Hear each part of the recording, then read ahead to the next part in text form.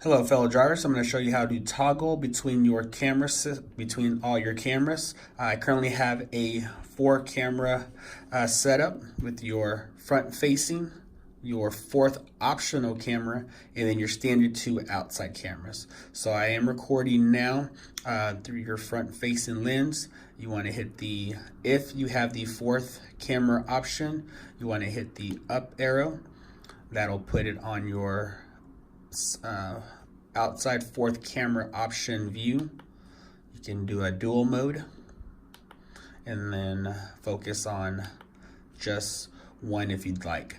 Now, to toggle between your 2 outside cameras, you must soft press the power button once.